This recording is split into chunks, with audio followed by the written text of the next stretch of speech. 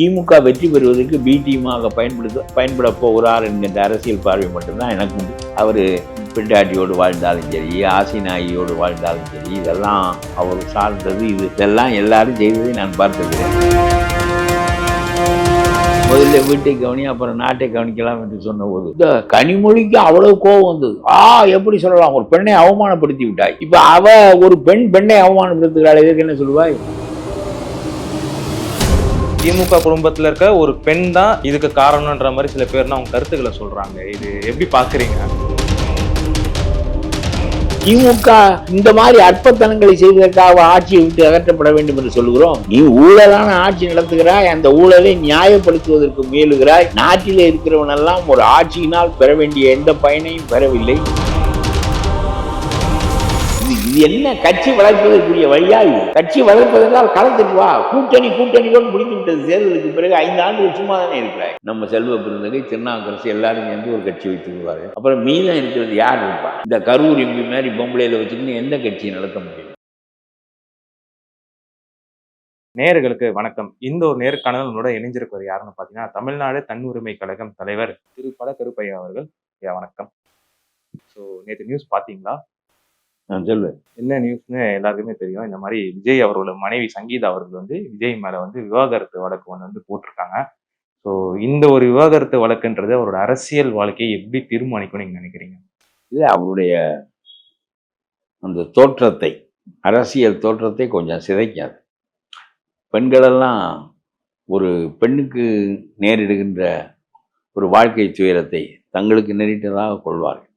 பெருவாரியான பெண்களுக்கு ஒரு மனைவியை வைத்து சிறப்பாக வாழவில்லை என்பது ஒரு குறையாக தெரியும். எல்லா மனிதர்களும் செய்கிறார். கருணாநிதி 3 பொண்டாட்டி கட்டிக்கினார், 4 பொண்டாட்டி கட்டிக்கினார். ஒருத்தையும் புகார் செய்யலையே. எல்லாரும் சரி என்று இருந்தார். இந்த அம்மா வீட்டுக்கு ராத்திரிக்கு அந்த அம்மா வீட்டில், பகலைக்கு இந்த அம்மா வீட்டிலின்னு அவர் வாழ்க்கையை கழித்தார். அது அவருடைய அரசியல். அது காரணம் என்ன என்றால், தொடர்புடையவர்கள் அதை பற்றி புகார் இல்லை. தாங்கள் பாதிக்கப்பட்டதாக சொல்லவில்லை. சரி, ஒரு பெரிய முதலமைச்சருடைய மனைவியாக இருக்கிறோம் என்ற பெருமையை அனுபவித்தால் போதும் என்றுதான் அவர்கள் கருதினார்களே தவிர, என்னுடைய வாழ்க்கை பங்கை நீ கொஞ்சம் திருடி கொண்டு விட்டாய் என்று இவர்கள் கிளம்பியதில்லை.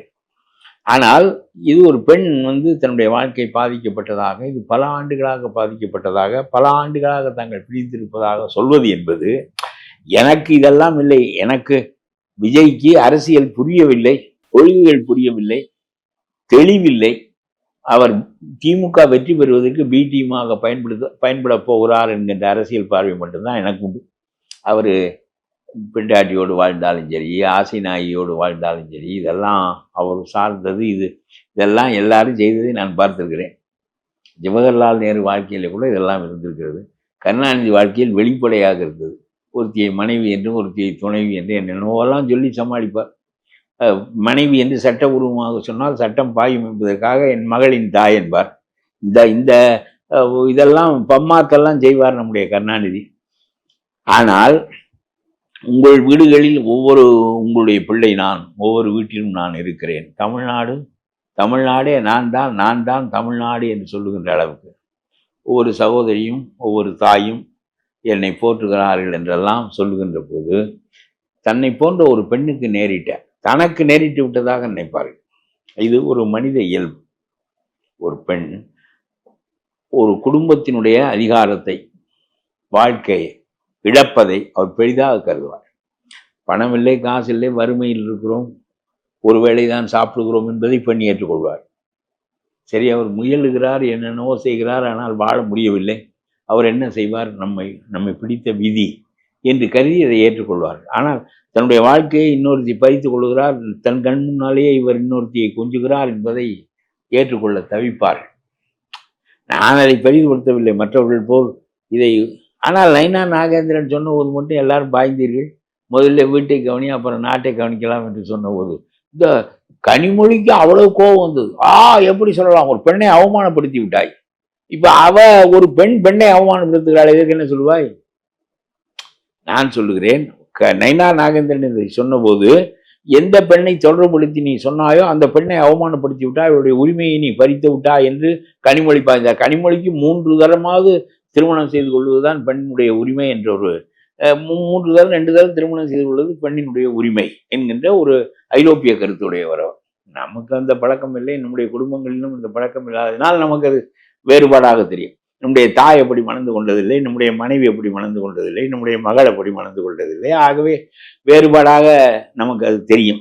அவர்களெல்லாம் ஐரோப்பிய வாழ்க்கை முறை உடையவர்கள். 2 தரம் 3 தரம் அதை எப்படி அந்த இன்னொரு பெண் அவள் யாருக்கு ஆசை நாயியாக இருப்பதும் அவளுடைய உரிமை, அவளுடைய உரிமைக்குள்ள நீ என்ன நுழைகிறாய் என்று நயினா நாகேந்திரன் மீது கடித்தார்களே. இப்பொழுது உலகமே சொல்லுகிறதே, அந்த பெண்ணே சொல்லுகிறாரே, என்னுடைய வாழ்க்கையை அவள் பாதித்து விட்டாள், என்னுடைய வாழ்க்கையை அவள் பிடுங்கி விட்டாள் என்று அந்த பெண் சொல்லுகிறாளே. நயினா நாகேந்திரன் சொன்னால் நீ கடிக்கிறாயே, இப்பொழுது நீ சொல், பெண்ணினுடைய உரிமையை நீ எப்படி பறிக்கலாம் என்று கனிமொழி கேட்க வேண்டியதானே. பறித்தது இன்னொரு பெண்ணினுடைய உரிமையை, ஆகவே கேட்க வராது. நான் சொல்லுவது புரிகிறதா? அதனாலே இதெல்லாம் எதுவாக இருந்தாலும் நம்முடைய வாழ்க்கை முறை மணந்து கொண்டவளை கடைசி வரையிலும் பெருமையாக வைத்திருப்பது. சின்ன சின்ன விலகல்கள் பல மனிதர்களுடைய வாழ்க்கையில் இருந்தாலும் கூட பெண் நோகுன்ற அளவுக்கு இருப்பதில்லை. எவ்வளவு சமரசப்படுத்தி பார்த்தும் ஒன்றும் சரியாக வரவில்லை என்ற பிறகு அந்த பெண் வெளியே வருகிறாள். இதை போய் திமுக தூண்டுகிறது என்று சொன்னால், திமுக ஒழிக்கப்பட வேண்டும் என்பதில் 100க்கு 110 கருத்துடையவன் நான். திமுகவை போல ஒரு அராஜகமான கட்சி, நாட்டை சுரண்டுகிற கட்சி, ஒரு திருட்டு கட்சி, நாட்டை களவாடுகின்ற கட்சி இன்னொன்று கிடையாது. ஆகவே இட் ஷுட் பி ரீப்ளேஸ்ட். அதுல ஒன்றும் கருத்து இதை போய் இதுக்கு விஜயினுடைய மனைவி வழக்கு போடுவதற்கு இவர்கள் தூண்டுதல் என்று சொன்னால், இவன் இடையில இருக்கிறவன் புரிந்து பேசுகிறானா? ஆனா அதுதான் சார் எல்லாருமே சொல்றாங்க. திமுகவோட பேர்ல தான் சங்கீதா விஜய் அவர்கள் வந்து இந்த கேஸ போட்டிருக்காங்க. அதுவும் கரெக்டா எலெக்ஷன் டைம்ல போட்டிருக்காங்க. திமுக குடும்பத்துல இருக்க ஒரு பெண் தான் இதுக்கு காரணம்ன்ற மாதிரி சில பேர்னா அவங்க கருத்துக்களை சொல்றாங்க. இது எப்படி பாக்குறீங்க? இதெல்லாம் அறிவுகட்டதனமான பேச்சு. எது செய்தாலும் மோடிதான் என்று ஸ்டாலின் சொல்வது போல, என்ன நடந்தாலும் மோடிதான், மோடிதான் எங்களுக்கு பணம் தருமர். நிதி கமிஷன் நம்முடைய பணத்தை பகிர்கிறது. 41% மாநிலங்களுக்கு வர வேண்டும் என்றால் அந்த பணம் பகிர்ந்து வருகிறது. பெட்ரோலிலே உனக்கு பாதி வரி என்றால் உனக்கு வருகிறது. பத்திரப்பதிவு முழுவதும் உனக்கு என்றால் வருகிறது. அவன் வைத்திருக்கிற திட்டங்களுக்கு உள்ள பணத்தை உனக்கு தரமாட்டேன் என்று சொன்னால் அது நியாயம். ஏனென்றால் திட்டங்களுக்கு ஒதுக்கப்பட்ட பணம் திட்டத்துக்கு தான் செலவழிக்கப்பட வேண்டுமே தவிர, தேசிய கல்வி என்பதற்காக ஒதுக்கப்பட்டால் தேசிய கல்வியை நீ ஏற்றுக்கொண்டால் தான் அந்த பணம் 1800 கோடி ரூபாய் உனக்கு வரும். தேசிய கல்வியை நீ ஏற்றுக்கொள்ளவில்லை என்றால் அந்த பணம் உனக்கு வராது. விஸ்வகர்மாக்களுக்காக 5 லட்சம் ரூபாய் பணம் கொடுப்பது என்று பல கோடி ரூபாயை ஒதுக்கினார். நீ அந்த வாக்குகள் எல்லாம் 22 ஜாதியும் மோடிக்கு போட்டு விடும் என்று சொல்லி அந்த பணத்தை வாங்க மறுத்தாய். அதை பற்றி வெளியே பேசுவதில்லையே ஏன்? அவர் இங்கே உள்ள கைவினை தொழிலாளர்களுக்கு இந்தியா முழுவதும் கொடுக்கிறார். அவர்கள் பொற்கொள்ளர், இரும்பு கொள்ளர், மண்பாண்டம் செய்கின்றவர், தச்சு வேலை செய்கின்றவர், எல்லோருக்கும் 5 லட்சம் ரூபாய் கொடுக்கிறார். அதை அவன் வாங்கி கொண்டால் உனக்கு என்ன வந்தது? நீயும் இன்னொரு 5 லட்சம் ரூபாய் கொடு. விஸ்வகர்மா ஜாதி பேரால் கொடுக்கிறார், ஜாதி தொழிலை செய்ய ஊக்குவிக்கிறார். இப்பொழுது நீ கொடுத்தாயே, அவன் அந்த ஜாதி தொழிலை செய்கிறானா, இல்ல மண்பாண்டம் செய்வதை விட்டு வெளியே வந்து விட்டானா, தச்சு தொழில் செய்வதை விட்டு வெளியே வந்து விட்டானா? நீ பெயரை மட்டும் மாற்றிக்கொண்டாயே தவிர கைவினை தொழிலாளர்களுக்காக வழங்குகிறேன் என்று சொன்னாயே தவிர வந்த பணத்தை ஏன் மறுத்தாய்? ஏன் அந்த பணத்தை நான் மறுத்தேன் என்று வெளியே சொல்ல வெட்கப்படுகிறாய்? ஆகவே எல்லாவற்றுக்கும் மோடிதான் காரணம் என்று ஸ்டாலின் சொல்வது போல எல்லாவற்றுக்கும் ஸ்டாலின் தான் காரணம் என்று விளங்காதவர்கள் சொல்லுகிறார்கள். சரியான அரசியல் பார்வை நம்முடைய நாட்டில் இல்லை. அதை உண்டாக்குவதற்குரிய தலைமைகள் இல்லை, அறிஞர்கள் இல்லை, யாரும் இல்லை. ரொம்ப கேவலமான படித்த இளைஞர்கள் மிகுந்திருக்கின்ற காலத்தில் கேவலமான அரசியல் தமிழ்நாட்டிலே நடக்கிறது. இல்லாவிட்டால் அந்த பெண் பாதிக்கப்பட்டிருக்கிறார், அந்த பெண் பல காலமாக பிரிந்திருக்கிறார். என்ன, அவர் மோதி பார்த்திருக்கிறார், சண்டையிட்டு இருக்கிறார், விட்டு விட்டு வா, இதுவரை நடந்தது கூட பரவாயில்லை. ஒரு பெண்ணை நாம் அப்படி சொல்ல மாட்டோம். ஒரு பெண் வேறொருவனோடு போனால் போகட்டும், நடந்த வாழ்க்கையை மறந்து விடுகிறேன் வா என்று சொல்ல மாட்டோம். ஆனால் அந்த பெண் சொல்லுகிறாள், பாருங்கள், நடந்தது நடந்ததாக இருக்கட்டும், வா, இனிமேலாவது நாம் சேர்ந்திருப்போம் என்று சொன்னால் எதற்கும் வரவில்லை என்றால் அந்த பெண் வழக்குக்கு போகிறாள். அவளுடைய கோபம் அவளுக்கு, அதை விட்டு விட்டு அந்த பெண்ணுடைய கோபம் அவருக்கு, அதை விட்டு விட்டு இதை திமுக தூண்டியது திமுக தூண்டியது என்றால் அறிவான பேச்சா என்று கேட்கிறேன். திமுக இந்த மாதிரி அற்பத்தனங்களை செய்வதற்காக ஆட்சியை விட்டு அகற்றப்பட வேண்டும் என்று சொல்லுகிறோம். நீ ஊழலான ஆட்சி நடத்துகிறாய், அந்த ஊழலை நியாயப்படுத்துவதற்கு முயலுகிறாய். நாட்டிலே இருக்கிறவனெல்லாம் ஒரு ஆட்சியினால் பெற வேண்டிய எந்த பயனையும் பெறவில்லை என்ன என்று உன்னுடைய போலீஸ் அடித்துக் கொள்ளுகிறது, மனிதர்களை லாக்கப்பில் அடித்துக் கொள்ளுகிறது. இதை கடுமையாக உன்னுடைய ஆட்சி கடுமையாக இருந்தால் எந்த அதிகாரியும் இதை செய்வதற்கு துணிய மாட்டான். நீ தப்பு செய்ய அவனிடம் சொல்லுவாய், அவன் பங்குக்கு ஒரு தப்பை செய்வான். ஆகவே இது ஒரு சரியான அணுகுமுறை இல்லை, பார்வை இல்லை. இப்படிப்பட்ட பார்வைகள் தான் இருக்கின்றன. ஆனால் பொதுவாக எனக்கு இவர் என்ன செய்தார் அதில் எனக்கு ஒன்றும், அதனால் விஜய் ஆட்சிக்கு வரக்கூடாது என்று நான் கருதுகிறவன் இல்லை. ஆனால் பெண்கள் நினைப்பார்கள் என்பதை எண்ணி பார்க்க வேண்டும். பெண்கள் மனதில் ஒரு பெண்ணினுடைய வாழ்க்கை பறிக்கப்பட்டு விட்டது. அதை கொண்டு போய் வேறு எவளுக்கோ ஒருவனுக்கு கொடுக்குறான். நம்முடைய குடும்பத்தில் இப்படி நடந்தால் நாம் ஒப்புக்கொள்வோமா? இத்தகையவனா நம்மை ஆள வேண்டும் என்கின்ற கருத்து அவர்களுக்கு ஏற்படுவது 100க்கு 100 ஏற்படும். ஆனா நீங்க சொல்ற இந்த ஒரு வாதம் வந்து சோசியல் மீடியால அப்படியே வேற மாதிரியா இருக்கு. சோசியல் மீடியா வந்து காசுக்காக போகுது. ஆமா, சோசியல் மீடியா என்ற நேர்மையான மீடியாவா? ஆனா எல்லாரும் ஒவ்வொரு அமைப்பும் ஒவ்வொரு மீடியாவும் யாருக்காக ஆட்பட்டு இருக்கிறார்கள். என்ன இவங்க ஆம்பளை கீப்பு வச்சுக்கிறது மாதிரி எல்லா அரசியல் கட்சி தலைவனும் இந்த மீடியாக்களை பிடிச்சி வச்சிருக்கேன். அதனால அதெல்லாம் இவர்கள் இந்த மீடியாக்களில் உருவாக்குகின்ற கருத்துக்கள் வெறும் பரபரப்புக்கானவை, அறிவுக்கானவே அல்ல.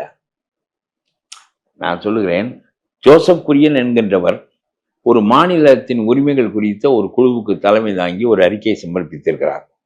கருணாநிதி காலத்தில் ராஜமன்னார் கமிட்டி போடப்பட்டது. இவருடைய காலத்தில் இப்பொழுது ஒரு மாநில உரிமைகளுக்கான கமிட்டி போடப்பட்டிருக்கிறது. நான் தினமணிக்கு ஒரு கட்டுரை எழுதுவதற்காக இதை சிந்தித்துக் கொண்டிருந்தேன்.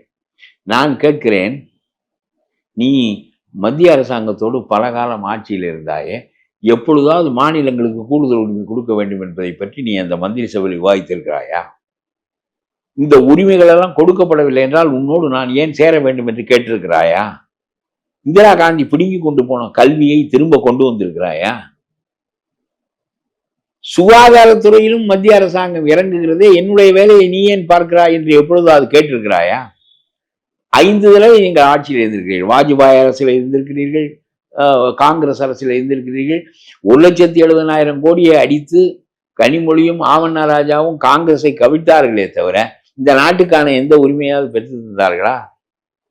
நீ பதவியில் இருக்கிற போது, கேபினெட்ல டெசிஷன் மேக்கராக இருக்கின்ற போது இதை செய்யாமல் இப்பொழுது சும்மா அறிக்கை வெளியிட்டு யாரையோ ஒரு ஆளை கூப்பிட்டு, குரியன் நீங்கள் ஒரு அறிக்கை கொடுங்கள் என்று சொன்னால் உடனே இதை ஒரு பேச்சாக பேசுவது, மோடி எங்களுடைய உரிமையை பறிக்க நினைக்கிறார், இந்த கவர்னர் இங்கே ரொம்ப ஆட்டம் போடுகிறார், எங்களை நிம்மதியாக தூங்க விட மாட்டேன் என்கிறார் என்றெல்லாம் பண்ண அந்த ஆள் ஒரு விளங்காத ஆள்.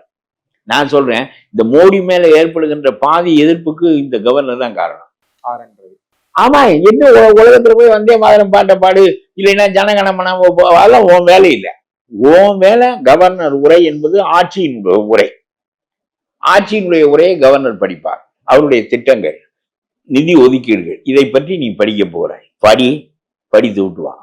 அதுல ஏதாவது மத்திய அரசாங்கத்துக்கு எதிராக, தேசத்துக்கு எதிராக, பிரிவினைகளுக்கு ஆதரவாக ஏதாவது இருந்தால் நீ சொல்லி அதை நீங்க சொல்லலாம். ஏனென்றால் நான் படிக்கிறேன், அதை படிக்க மாட்டேன் என்று சொல்லலாம்.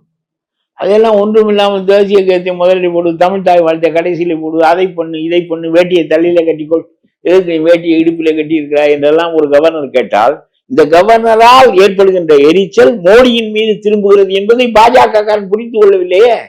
இந்த ஆளை அடக்கி வைத்திருக்க வேண்டாமா? இவர் மீது வழக்கு போட்டு கோர்ட் தீர்ப்பு கவர்னருக்கு எதிராக சொன்னது, நீ எதற்காக எல்லா தீர்மானங்களையும் குண்டிக்கு கீழே போட்டு உட்கார்ந்து கொள்ளுகிறாய் என்று சுப்ரீம் கோர்ட் கேட்டது. அவமானம் தானே? அப்படி கேட்பது மத்திய அரசாங்கத்தை கேட்பது மாதிரி தானே? You are the representative of the central government. ஆகவே இதெல்லாம் புரியவில்லை. உடனே பாஜக இவனை திட்டுகிறானே தவிர சம்பந்தம் இல்லாமல் மோடியின் மீது பழி போடுகிறார்கள். ஒரு அரசாங்கத்தில் நிதி இலாக்காக்கள் எல்லாவற்றையும் பிரிவினை செய்து வைத்திருக்கிறது.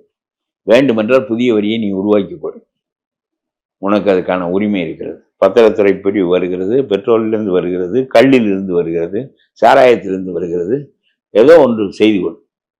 ஆனால் ஒன்றும் இல்லாமல் எதற்கு எடுத்தாலும் அவனை பேசினான். அவன் மணிப்பூர், ஜார்க்கண்ட் எல்லாம் பிச்சை எடுக்கிற நிலைமையில் இருக்கிறான். இன்றைக்கு உத்தரப்பிரதேசத்தை எவ்வளவோ சிறப்பாக கொண்டு வந்து விட்டார்கள். நீ எல்லாம் ஆட்சி நடத்துகிறாய், 5 ஆண்டுகள் ஆட்சி நடத்தியிருக்க, 5 லட்சம் கோடி கடன் வாங்கி வைத்திருந்தாய். அதுக்கு மாதம் 80,000 ரூபாய் வட்டி கட்ட வேண்டும். அடுத்து வருகிற ஆட்சி கட்டி இதை நடத்த முடியுமா? முதலுக்கும் திருப்பி கொடுக்க வேண்டும். வட்டி மட்டும் 80,000 கட்ட வேண்டும். வட்டி மட்டும். எங்கேயா உலகத்துல 5 லட்சம் கோடி கடன் வாங்கி மாதம் 1000 ரூபாய் வீட்டுக்கு கொடுப்பானா? மாதம் 3000 கொடுப்பானா? 2000 கொடுப்பானா? ஏடிஎம்கே வந்தா 10,000 கொடுக்குறேன். அது வேற விஷயம். நீ செய்யறத அவனும் செய்வான். அப்புறம் சரி வா 2 பேரும் ஆளுக்கு ஒன்று, அப்புறம் போ இது சரியா வராது என்று மாற்றி சொன்னால் என்ன? அது வேற, இது எனக்கு தெரியாது, அது அவர்கள் கட்சி. அப்புறம் இதுதான் உங்களுடைய வாழ்க்கை முறை என்று நீ பழக்கி விட்டால் 5000க்கு 10,000 கொடுக்குறவன் ஆட்சிக்கு வருவானா மாட்டானா? அப்புறம் நீ 20,000 கொடு. அப்புறம் நம்ம மார்ட்டின் மாதிரி பரிசே கொடுக்காமல் பரிசீட்டடி. இந்த மாதிரி தானே நாடு போகும். ஆகவே இது எதிலும் முறை இல்லை என்று சொல்லுகிறேன். ஒன்றிலும் முறை இல்லை. இந்த ஆட்சி 12 கட்சிகள் கூட்டணி என்ற பெயராலே ஊமைகளாகிவிட்டன. அப்புறம் அது வளரவில்லை என்று சொல்கிறாய். வெட்கமா இல்லை காங்கிரஸுக்கு? நாங்கள் அதிகாரத்தில் பங்கு வந்தால் வளருவோம் என்று சொல்கிறாய். கட்சி நடத்தினால் வளருவாயா? அதிகாரத்தில் பங்கு வந்தால் வளருவாயா? அதிகாரத்தில் பங்கு வந்தால் என்ன செய்யலாம் என்றால், அந்த 10 மந்திரி அவனவன் துறையில் அடிக்கலாம், நீ 2 துறையை வாங்கி கொண்டு நீ அடிக்கலாம். இதானே இப்ப. அதாவது கொள்ளையை முழுமையாக நீ அடிக்காதே, எங்களுடைய வாக்கு வங்கியும் சேர்ந்துதான் நீ ஆட்சிக்கு வந்திருக்கிறாய். ஆகவே எங்களுடைய வாக்கு வங்கிக்கு ஏற்ப 2 மந்திரி பதவி வந்தால் நாங்கள் அந்த 2 துறையில் கொஞ்சம் சுரண்டிக் கொள்வோம். அந்த மாதிரிதான் காங்கிரஸ் கூட்டணி. அதுதான், வேற என்ன? நான் உள்பொருளை ஊகித்து சொல்றேன். ஐ இன்ஃபர், நான் ஊகித்துள்ளது சொல்லுகிறேன். ரொம்ப பெரிய, நான் சொல்றேன், அடிமட்டத்தில் இறங்கி இந்த அரசை எதிர்த்து மக்களுக்கு விளக்கி இந்த ஆட்சி போக வேண்டும், மீண்டும் காங்கிரஸ் ஆட்சி வர வேண்டும், காமராஜரை போல நாங்கள் ஆள்வோம் என்று சொன்னால் அதில் பொருள் இருக்கிறது. 2 மந்திரி பதவிதா என்று சொன்னால் 2 மந்திரி பதவி வந்தால் கட்சி வளர்ந்து விடுமா? நீ 2 மந்திரி பதவி எடுத்து கொள்ளையடிக்கலாம். எல்லாரும் கூட்டணி அரசுகளில் அதைத்தான் செய்வார். அந்தந்த மந்திரி அந்தந்த கட்சிக்கு அடித்துக் கொடுப்பான், அவனும் எடுத்துக்கொள்வான். இது என்ன கட்சி வளர்ப்பதற்குரிய வழியா? இது கட்சி வளர்ப்பதற்கால் களத்திற்கு வா. கூட்டணியோடு முடிந்து விட்டது. தேர்தலுக்கு பிறகு 5 ஆண்டுகள் சும்மா தானே இருக்கிறாய். அப்பொழுது கேள், உயர் நீதிமன்றமா உத்தரவிட வேண்டும், KN நேருவினுடைய வழக்கை எடுத்துக்கொள்ள சொல்லி தானாக ஏன் இந்த அரசு கையெழுத்து போட்டு கொடுத்து தப்பான மந்திரியை நீக்கவில்லை? தப்பான மந்திரி மீது வழக்கு தொடுக்கும்படி இவர்களே சொல்ல வேண்டியதற்கு பதிலாக ஏன் அதை மூடி மறைக்கிறார்கள்? இது உயர் நீதிமன்றமே கண்டித்து பேசுகிறது, இந்த வழக்கை எடு என்று. இப்பொழுது சுப்ரீம் கோர்ட்டுக்கு போகிறாய். இப்படியே போய்கொண்டே இருப்பீர்கள். எந்த வழக்கையும் நடத்த விட மாட்டீர்கள். உங்களுடைய ஊழலை பாதுகாப்பதற்குரிய வகையில் நம்முடைய சட்டங்கள் அமைந்திருக்கின்றன. நாட்டில் கான்ஸ்டிடியூஷனை, அரசியல் சாசனத்தை எழுதியவர்களுக்கு அயோக்கியர்கள் நாடாளப் போகிறார்கள் என்பது தெரியாது. நேரு, சாஸ்திரி, வீடே இல்லாத பிரதம மந்திரி, மொரார்ஜி தேசாய் வாடகைக்கு குடியிருக்கிற பிரதம மந்திரி, இவர்கள் தான் இந்த நாட்டை, பாரத நாட்டை இன்னும் ஒரு 500 ஆண்டுகளுக்கு ஆழ்வார்கள் என்று நினைத்து அரசியல் சாசனம் எழுதியிருக்கிறார் அம்பேத்கர். புரியுதா? பூரா திருடன் பூராவும் அரசியலுக்கு வருவேன், பிறகு முழு கொள்ளை அடிப்பார்கள்.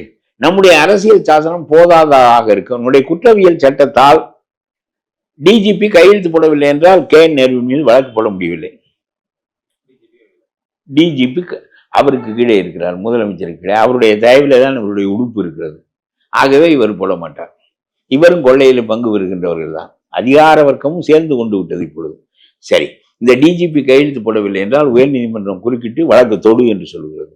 இவ்வளவு சுப்ரீம் கோர்ட்டுக்கு போவார். சுப்ரீம் கோர்ட்டுக்கு பிறகு பெஞ்சுக்கு போவார். இப்படியே போய்கொண்டே இருக்கு. 30 ஆண்டுகளுக்கு வழக்கு நடந்த ஆவணராஜாவினுடைய வழக்கு 15 ஆண்டுகள் ஆகிவிட்டது. 2வது நீதிமன்றத்தில் தான் இருக்கிறது. தண்டிக்கப்பட்டால் இவர் போவார், தண்டிக்கப்படவில்லை என்றால் அவர் போவார். கடைசி வரையிலும், இவன் சாகிற வரையிலும் எவனும் தண்டனை பெற மாட்டான். இதானே நம்முடைய நாட்டினுடைய அரசியல். நான் கேட்கிறேன், இதையெல்லாம் எதிர்த்து பேசுகின்ற தன்மை நம்முடைய விஜய்க்கு இல்லை. சும்மா ஒரு நேருவை விலக்கு, நேரு அடித்து கொண்டாந்து உனக்கு தானே குடித்தான். வேட்டை நாய் முயலை பிடித்தது, வேட்டைக்காரன் காலில் கொண்டு வந்து தானே போட்டது. அப்புறம் வேட்டை நாயை கொள்ளு என்றால் வேட்டை நாயை எப்படி கொள்வான்? முயலை பிடிப்பதற்காக நான் வேட்டை நாயை வைத்திருக்கிறான். நேருவை வைத்திருப்பதை அடித்து கொண்டு வந்து தருவதற்காக தானே. அப்புறம் நேருவை விலக்கு என்றால் விலக்கி விடுவார். இந்த அரசியல் புரிய வேண்டாமா விஜய்க்கு? நான் குற்றவியல் சட்டத்தையே மாற்றுவேன், புதிய சட்டங்களை உருவாக்குவேன். ஆட்சியினர் பற்றிய குற்றங்கள் வந்தால் அந்த ஆட்சி சம்பந்தப்பட்ட அதிகாரிகள் விசாரிக்க வேண்டும் என்கின்ற நிலையை எடுத்தறிந்து விட்டு மாற்று அமைப்பு விசாரிக்க வேண்டும் என்ற நிலையை நான் போடுவேன். என்னுடைய கட்சியில் ஒரு மந்திரி குற்றம் செய்தால் அவன் தண்டிக்கப்படுகின்றவனாக இருப்பானே தவிர அவனை காப்பாற்றுகின்றவனாக இருக்க மாட்டேன் என்று நீ என்றால் பேசியிருக்கிறாயா? சும்மா புறோ, நான் தான் தமிழ்நாடு தான் நான் எல்லாம் பேசிவிட்டு போ. ஒரு பொம்பளையும் ஓட்டு போட மாட்டான் நீ வாழ்ந்திருக்கிற வாழ்க்கைக்கு. இதுதான் நடக்க போகுது. நீ கடைசியில ஒரு 10% வாக்கை பிரித்து ஸ்டாலின் ஆட்சிக்கு வர உதவ போகிற. காங்கிரஸ்ல இருந்து சரி எவனும் வரவே மாட்டான். என்ன அவன் காங்கிரஸை உடைத்து விடுவார்கள். காங்கிரஸ் விஜயோடு வந்தால் விஜய் அதனுடைய பலனை பெற முடியாது. பானா சிதம்பரம், செல்வ பெருந்தகை எல்லாரும் சேர்ந்து மூப்பனார் ஒரு காங்கிரஸை உண்டாக்கி, நரசிம்மராவ் காங்கிரஸ் ஒரிஜினல் காங்கிரஸ், அதற்கு மாறாக சைக்கிள் காங்கிரஸ், மூப்பனார் காங்கிரஸ் என்பது போல சிதம்பரம், நம்ம செல்வ பெருந்தகை, திருநாவுக்கரசு எல்லாரும் சேர்ந்து ஒரு கட்சி வைத்து விடுவார்கள். அப்புறம் மீதம் இருக்கிறது யார் இருப்பா? இந்த கரூர் எம்பி மாதிரி பொம்பளையில வச்சுக்கின்னு எந்த கட்சியை நடத்த முடியும்?